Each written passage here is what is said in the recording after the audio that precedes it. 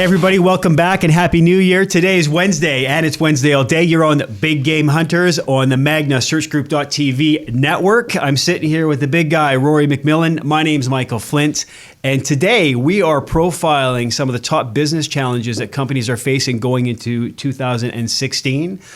Some of these things have been progressive, I guess, over the last number of years. Mm-hmm. We're going to dial into the top 5 things that CEOs and senior management have their eye on. Absolutely. So I think one of the key factors here that we're going to be talking about today that's been a major challenge for companies in 2016 is diversity. Yes. Right. Employers are wanting to hire having more diverse workforce out there in the marketplace. They feel that the more diversity within inside an organization or a business or within a business unit within a business has created just more creative thinking, more creative minds. People have different perspectives on how they view how they should do their job. People have different perspectives on how they should do their task at hand. And It's really created more of a vibrant workforce. We've read about this many times, Mike, about different statistics you see online, and the way the direction companies are going is like everyone wants a diverse workforce. Yep. They've looked at their books, they've looked at their business over the last 12 to 6 months, and what have they found? They found that they were producing more with more diversity. So they're finding the challenges that are happening with government and local and state government is that it's becoming harder and harder for companies out there to hire diverse workforces. Is that the case, or? Well, I mean, some of the reports are out there. It just shows that companies are more productive and they can earn more revenue and drive profits by having that diversity within their workforce. So, companies are looking at that and they are evaluating the talent that they have. Whether that's multicultural or people that come from different parts of the country, international or otherwise. If they have that diversity, they're going to have a dynamic where the thought process is challenged, and people are going to be, I think, more integrated as a collective, and ultimately they're going to be more profitable and more performing and higher performing. Absolutely. So the challenge is to make sure that they have that element within their organization, because it'll allow them to grow and grow dynamically. Yeah. Do you think that's leading to more HR business issues as well, given that that there's more that companies are looking to become more diverse in the workforce? Well, yeah, I think so. I mean, at the end of the day, you're always looking to hire the best person for the role. But sometimes if you have blinders on, maybe you're hiring a bit more of the same. So what companies don't want to see is they don't want to see a cookie cutter, the same individual, even if they've had success with that profile personality or that profile job description. Mm-hmm. Maybe they should do something a little bit different, because the studies are showing that companies will be better performing, people will be more motivated, and ultimately more profitable. Yeah, and do you find people that are coming from countries or provinces outside the United States, Michael, that they're coming into businesses and they're producing more, they're hitting higher targets because they're just brought up differently, or their culture says that they're different? Like, what are your thoughts on that? Well, I think when you bring new people into the organization, that's a fresh set of eyes, and if those eyes have had vastly different experience, maybe they've come from a different industry, or maybe they've come from a different professional background, like in terms of a big corporate structure versus something that's a bit more entrepreneurial. Yeah, you're going to get a different opinion, because their influencers are different, of course. Yeah. So I guess it would depend on the role, but I've had experience placing people where they come in, they've come from left field, they've been hired in an organization because they've blown the interview out of the water, and they've had an immediate impact. Wow. So it can happen absolutely straight away. So it's definitely ensuring to bigger and better 2016s, more of a diverse work culture, more of a diverse mentality, building and growing and looking to add more people into your business from other areas of the country, which is fantastic. Think about it as adding value. Yeah, adding value. Second biggest challenge we're finding, and studies have proved that paid leave is a big one, right? Companies are doing whatever it takes to make sure their employees are happy, our employees are satisfied, and a major contributor to that is obviously making sure that people are getting paid, and they're getting the vacation that they're entitled to. Yeah, well, we've seen it with our European clients, where it's standard. You can get 4 to 6 weeks of vacation in a new job. Yeah. Canada is typically. I've seen 7 weeks. Yeah, I know, I have as well. Yeah. Canada is typically it's around 3 weeks, even though there's a 3 to 4. There's a 2 week rule. It's usually 3 to 4. Mm-hmm. The United States has been a little slower, to kind of step up like most of the first world countries. And part of that probably is coming out of an economic downturn where they're competing with a lot of people on the unemployment line. That's changed now. Everything's healthy. So today you have bigger companies like Microsoft and Facebook and Google.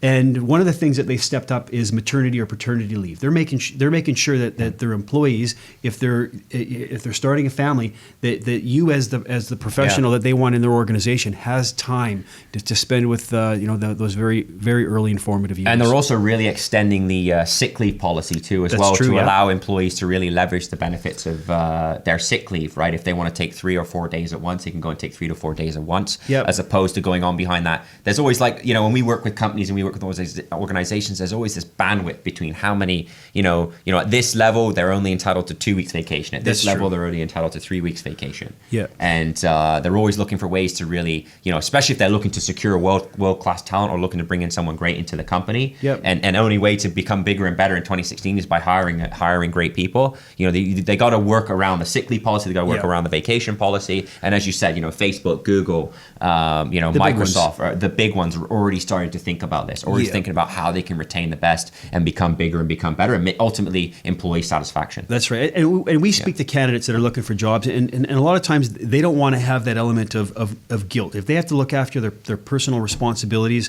whatever they may be, having that kind of flexibility and the confidence that they can do that without being judged or have it go on their performance record or attendance record or whatever it might be. That's important to them. Yeah. So what would be your suggestion, Michael, for someone that potentially gets approached for another opportunity?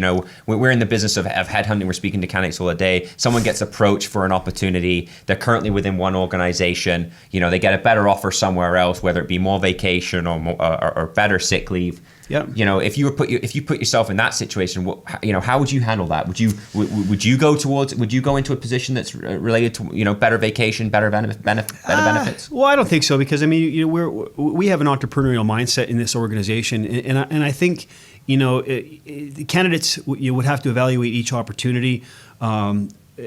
As each opportunity is unique. Yeah. It depends on where you are in life. Do you already have kids? What type of things are important to you?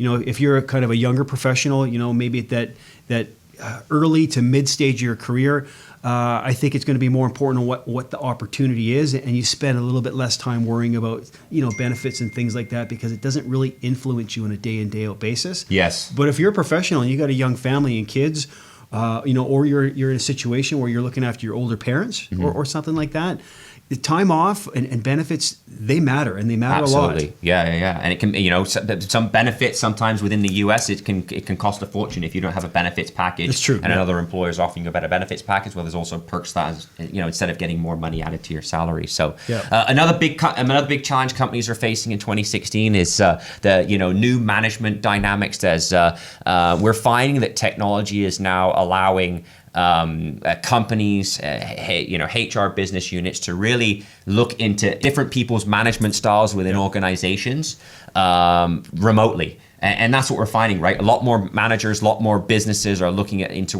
remote workforces, remote employees, having one person working in San Diego while the head office is based in New York. Yep. Technology has allowed that process to be streamlined a lot more efficient and effectively. Yeah, well, we talked a little bit last year about retention being one of the primary issues that employers had for the employees. So retention and the training of new people. To take that to the next level, companies are looking at how they evaluate managers, because if they're having turnover and they have maybe low employee satisfaction, is that necessarily a function of HR from not making or not recommending a hiring decision that would bring that element into the organization from the ground up? I think it's management. I think it's That's management right. or the leader, right? They're going to have to really look at the person that's managing that team. Yep. What are they setting objections? Are they keeping their team motivated? Are they keeping their employees excited? Whether they're using technology or leveraging technology. Yes, technology has allowed that to become a lot easier, and you can track and monitor performance and results and the activities people are taking on a day-to-day basis. But it still doesn't beat picking up the phone and having a conversation with one and really understanding what your employees want, what your team wants. What's their purpose in life? What are they working What towards? makes them happy? What makes them motivated? What makes them produce? What makes them perform? Yeah, so companies are having a very hard time, and the challenges that they're facing that we're seeing is that is the people. You've got to hire great people. You've got to continually develop your people. Your managers need to be trained. They need to be developed. They need to be continuously looking to improve, especially when there's more people coming into the business. There's more people coming into their unit. Because at some point, if you're not growing, you're shrinking, you're not developing your skills. Yep. No, absolutely. And I think this next point kind of plays into that as well. There's a move to properly classify employees that maybe work remotely. There's different business dynamics that can be set up, as a full-time employee versus a contractor situation. The classification of those employees are important because it ties into employee benefits and it ties into the legal responsibilities that companies have to these individuals, whether that's from a perspective of severance or job security or whatever it might be. It's an issue that organizations have because of the changing dynamic of the workforce and the fact that there's opportunity to work in a corporate environment and do the same job, at home. But oftentimes, a lot of people, I think the employee, what we're finding in recruitment, and we speak to a lot of people, it's not so much the employee saying, yes, we want you to become a salaried employer, yes, we want you to become a contractor. It's ultimately that employee that's going for that interview saying, no, I don't want to be an employee, I want to be a contractor. Yeah. I want to do this, and these are the reasons why I want to do it. Maybe I'm working on other projects when I want to look for ways to mitigate the amount of tax I'm going to pay. Right.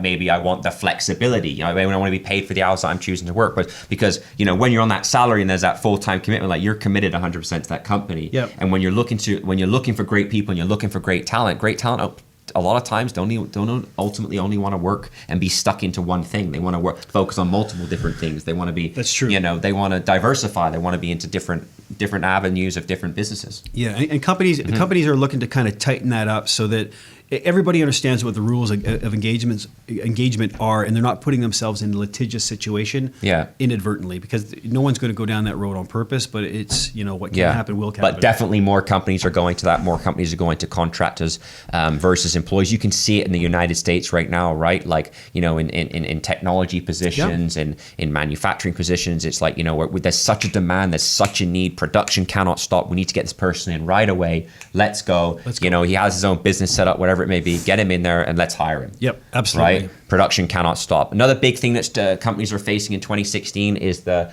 redesigning of the physical workforce. I love this. I love this one too as well, is because, companies are looking at their workforce, they're looking at the design, they're looking at the architecture, looking how each office is built and designed for, productivity, right? They're bringing in collaboration, productivity, innovation.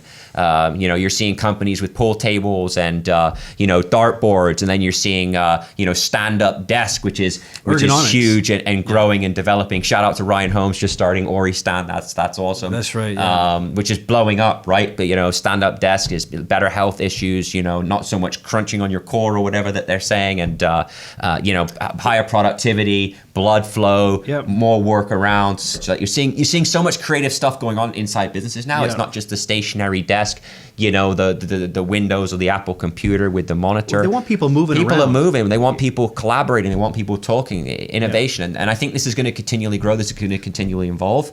And it's just getting started. And companies are looking to be innovative. They're looking to be a step of the game. Yeah, no, that's true. I mean, part of it's driven by health and wellness, and the generally employees, they're more kind of aware of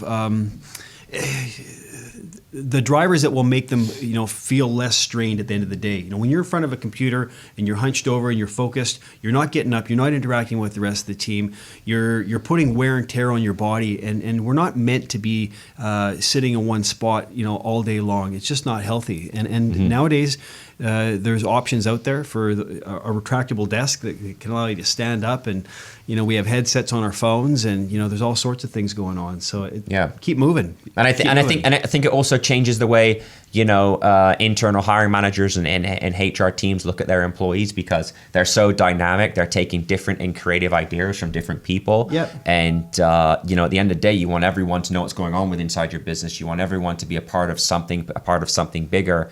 And it keeps everyone involved, right? Focusing on one thing, making sure that company's producing and profitable, and everyone's happy within the workforce. Yeah, happy. Awesome. Well, thank you so much, guys, for tuning in. This is a great show that we have with you today, Michael. Great points. We're bringing you shows each and every week. It's Wednesday. You're sitting on the Big Game Hunters podcast. #MagnaOnAir. Make sure you guys check us out on Instagram, iTunes, YouTube, Stitcher Radio. We're everywhere. We're going viral. We're bringing you shows each and every week. We want to hear from you, our community. Comment in the section below. We're posting this everywhere. We want you to share it, like it, get everyone involved, and we'll see you next week. Sounds good. See you guys.